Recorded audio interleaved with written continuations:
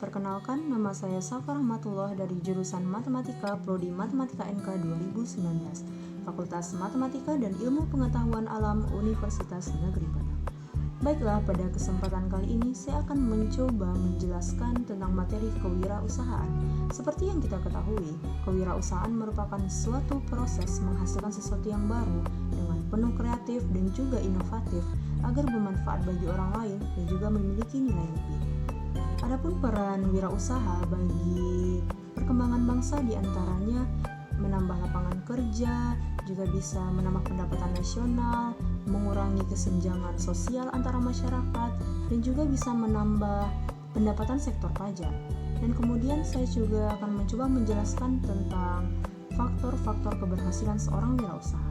Seperti yang kita ketahui, faktor utama dari keberhasilan seorang wirausaha itu yaitu memiliki niat, kemauan keras, dan tekad yang kuat. Karena tanpa niat dan tekad yang kuat, mereka tidak akan pernah berhasil. Dan juga ada faktor lain pendukungnya, di antaranya memiliki modal yang cukup, juga bisa memiliki networking yang luas, dan tahu target pasar. Dan juga faktor-faktor lain yang mempengaruhi. Baiklah, saya akan mencoba menjelaskan juga tentang isu-isu terkait kewirausahaan. Yang pertama ada isu dalam pengamatan lingkungan dan perumusan strategis. Pengamatan lingkungan pada usaha kecil lebih sederhana dibanding pengamatan lingkungan pada usaha besar. Alasan mendasar terdapatnya perbedaan perumusan strategis pada usaha besar dan usaha kecil yaitu kalau pada perusahaan besar mereka lebih memilih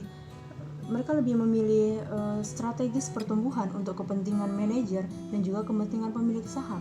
Sementara kalau pada perusahaan kecil mereka lebih memilih strategis yang stabilitas karena tujuan mereka hanyalah untuk menambah lapangan kerja bagi anggota keluarganya dan juga memberikan kehidupan yang lebih pantas untuk anggota keluarganya dan juga menjadi bos atas bisnisnya. Dan adapun isu yang kedua yaitu mengenai isu implementasi strategis. Isu implementasi strategis pada perusahaan kecil hampir sama banyak dengan isu implementasi strategis pada perusahaan besar. Perbedaan utamanya terletak pada siapa yang akan menerapkan strategis tersebut. Kalau pada perusahaan besar, pelaksana strategis dan yang merumuskan strategis adalah orang-orang yang berbeda.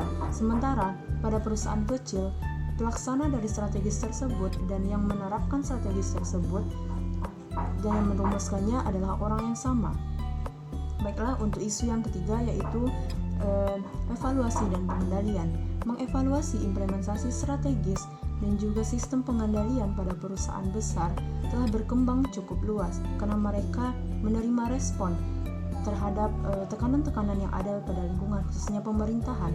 Karena semakin besar suatu perusahaan, si pemilik akan lebih perlu evaluasi dan juga sistem pengendalian yang lebih kompleks. Oke, baiklah, selanjutnya saya akan mencoba menjelaskan tentang contoh-contoh wirausaha yang berhasil. Mungkin kita tahu banyak yang berhasil, dan salah satunya yang sangat menginspirasi menurut saya yaitu Bob Sadino. Bob Sadino merupakan seorang pengusaha yang berasal dari kota Lampung.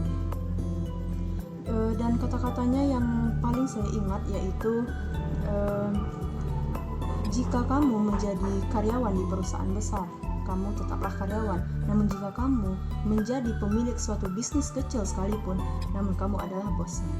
Dan hal tersebut juga lah yang membuat Bob Sadino untuk berbanding meninggalkan pekerjaan lamanya selama 9 tahun menjadi karyawan dan memilih untuk membuka bisnis lagi. Dan dia memutuskan pada saat itu yaitu bisnis sewa mobil. Di pertengahan usahanya dia mengalami kegagalan.